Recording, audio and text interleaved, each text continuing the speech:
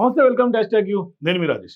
మణిపూర్లో మరొక్కసారి పరిస్థితులు మారిపోయి అక్కడ అల్లకల్లోలంగా మారుతున్నటువంటి పరిస్థితులు కనిపిస్తున్నాయి. పెద్ద ఎత్తున ఇవాళ అక్కడ మంటలు మణిపూర్లో మరోసారి కొంత చెలరేగినటువంటి నేపథ్యం. ఇప్పుడు అక్కడ ఖచ్చితంగా అక్కడ చెలరేగినటువంటి మంటలు పొలిటికల్గా కూడా కొంత పెద్ద ఎత్తున మంటలు రాజేస్తుంది రెండు పార్టీల మధ్య. అంటే వాస్తవానికి ఒక రకంగా చెప్పాలంటే మణిపూర్లో ఇప్పుడు జరుగుతున్నటువంటి పరిణామాలన్నీ కూడా బీజేపీకి గట్టి షాక్ తగిలిందని చెప్పాలి. అంటే మేఘాలయ ముఖ్యమంత్రిగా ఉన్నటువంటి సంగ్మా నేతృత్వంలో ఉన్నటువంటి నేషనల్ పీపుల్స్ పార్టీ అదే ఎన్పీపీ మణిపూర్లో అధికారంలో ఉన్నటువంటి బీజేపీ ప్రభుత్వం నుంచి కూడా తప్పుకుంది.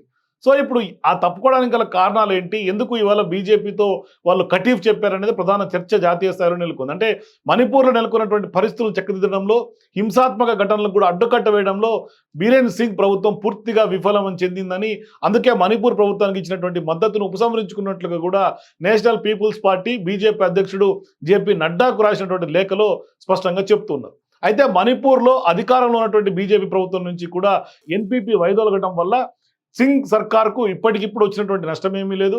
ఎందుకంటే బీజేపీ ప్రభుత్వానికి సొంతంగానే మెజారిటీ ఉంది. కాకపోతే 7 ఎమ్మెల్యేలు ప్రభుత్వానికి మద్దతు ఉపసంహరించుకోవడం మాత్రం మణిపూర్లో రాజకీయంగా కొంత కీలక పరిణామం అని చెప్పాలి. సో మొదటి నుంచి కూడా మహారాష్ట్ర పెద్ద ఎత్తున మండుతోంది, జాతీయ స్థాయిలో పెద్ద ఎత్తున చర్చనీయాంశంగా మారుతుంది.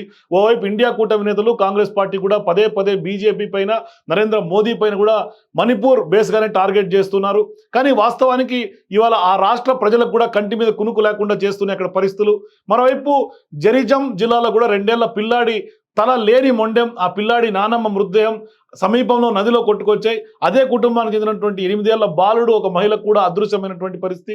మరి జరిబాం జిల్లాలో ఇటీవల అదృశ్యమైనటువంటి 6గురిలో 3 మహిళలు డెడ్ బాడీలు శుక్రవారం రాత్రి మణిపూర్ అస్సాం సరిహద్దుల్లో జరి నది అట్లాగే బరాక్ నది సంగమం వద్ద లభించాయి. దీంతో మణిపూర్ రాజధాని ఇంపాల్తో పాటుగా పలు జిల్లాల్లో నిరసనలు మరొకసారి బొగ్గుమన్నాయి. అధికారులు శనివారం సాయంత్రం 4:30 గంటల నుంచి ఇంఫాల్లో కర్ఫ్యూ విధించారు. ఇక జరిబాం జిల్లాలోని బోకో బెరాలో కూడా కుకీ టెర్రరిస్టులుగా అనుమానిస్తున్నటువంటి కొందరు నెల 11న భద్రతా బలగాలపై కాల్పులకు పాల్పడినటువంటి సంగతి కూడా మనకు తెలిసిందే. దీంతో భద్రతా బలగాలు తిరిగి కాల్పులు జరపడంతో 10 మంది పైగానే దుండగులు మృతి చెందారు. సో వారంతా కూడా కుకీ టెర్రరిస్టులుగా పోలీసులు అనుమానిస్తున్నారు. అయితే వారి ఎన్కౌంటర్ తర్వాత ఆ ప్రాంతాల్లో 3 మహిళలు 3 చిన్నారులు కనిపించకుండా పోయారు. వారిని కుకీలే కిడ్నాప్ చేశారని పోలీసులు కొంత భావిస్తున్నారు. ఈ క్రమంలో శుక్రవారం రాత్రి జరిగినటువంటి జరీ నది అట్లాగే బరాక్ నది సంగమం వద్ద మహిళ 2 పిల్లల మృతదేహాలు లభ్యమయ్యాయి. వారి డెడ్ బాడీలను పోలీసులు పోస్టుమార్టం కోసం కొంత మెడికల్ కాలేజ్ హాస్పిటల్కి స్థానికంగా తరలించారు. అయితే ఈ ఘటనకు సంబంధించినటువంటి విషయం తెలియగానే హత్యకు గురైనటువంటి వారి కుటుంబాలకు న్యాయం చేయాలని డిమాండ్ చేస్తూ ఇంఫాల్లో పెద్ద ఎత్తున నిరసనలు చెలరేగాయి. దీంతో ఇప్పుడు 2 మంత్రులు 3 ఎమ్మెల్యేల ఇండ్లపై కూడా ఆందోళనకారులు దాడులు చేశారు. నిరసనలు హింసాత్మకంగా మారడంతో అక్కడ ప్రభుత్వం శనివారం ఇంఫాల్లో కర్ఫ్యూ విధించింది. 6 జిల్లాల్లో ఇంటర్నెట్ సేవలను కూడా బంద్ చేసింది.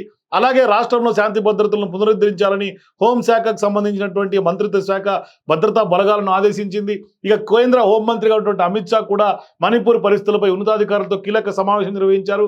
ఏకంగా అక్కడ అశాంతి నెలకొన్నటువంటి నేపథ్యంలో శాంతి భద్రతలు పూర్తిగా అదుపులోకి వచ్చేందుకు ఆయన ఏకంగా మహారాష్ట్రలో తన పర్యటన కూడా రద్దు చేసుకున్నారు.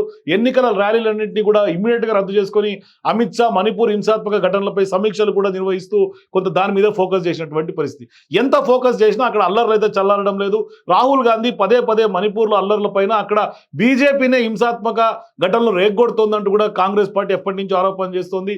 మరోవైపు అంటే దాదాపుగా 6 నెలలు 8 నెలల కాలం నుంచి అంటే రాహుల్ గాంధీ భారత్ జోడో యాత్ర తర్వాత కూడా మణిపూర్లో యాత్ర చేశారు. తర్వాత కూడా ఇప్పటికి కూడా ఇంకా మణిపూర్లో స్టిల్ అక్కడ అగ్నిగుండంలాగా మారుతున్నటువంటి పరిస్థితి, ఎప్పటికప్పుడు అక్కడ ఫ్లేరప్ అవుతున్నటువంటి ఇష్యూస్, చేతులు దాటిపోతున్నటువంటి పరిస్థితులు చూసి ప్రధానంగా అక్కడ ఉన్నటువంటి ఎన్పీపీ కూడా ఇప్పుడు బీజేపీకి గట్టి షాక్ ఇచ్చి వాళ్ళతో కటీఫ్ చెప్పినటువంటి పరిస్థితి. మరోవైపు బీజేపీకి ఖచ్చితంగా భవిష్యత్తులో ఖచ్చితంగా మణిపూర్ అంశమే బీజేపీ మెడకు చుట్టుకునే అవకాశం ఉంటుంది. అప్పటిదాకా బీజేపీ ఇప్పటిదాకా కూడా ఎన్ని సమీక్షలు చేసినా, ఎంత చర్యలు తీసుకున్నా అక్కడ అల్లర్లను మాత్రం కొంత శాంతింపజేయలేనటువంటి పరిస్థితి. ఖచ్చితంగా మోదీ అట్లాగే బీజేపీ ఫెయిల్యూర్ అంటూ కూడా ఇవాళ రాజకీయ పండితులందరూ కూడా దేశవ్యాప్తంగా మాట్లాడుతున్నటువంటి పరిస్థితులు. మణిపూర్లో బీజేపీయే కొంత ఫెయిల్యూర్గానే స్పష్టంగా కనిపిస్తోందని కూడా కాంగ్రెస్ పార్టీ కూడా ప్రధానంగా ఆరోపణ చేస్తోంది. పదే పదే మోదీని కూడా టార్గెట్ చేస్తోంది కాంగ్రెస్ పార్టీ. సో ఇట్లాంటి సందర్భాల్లో ఎన్పీపీ బీజేపీతో కటీఫ్ అయిన మాత్రాన బీజేపీకి నష్టమా, ఎన్పీపీకి నష్టమా? మీ అభిప్రాయాన్ని కామెంట్ రూపంలో తెలియజేయండి. For more videos please watch hash tag.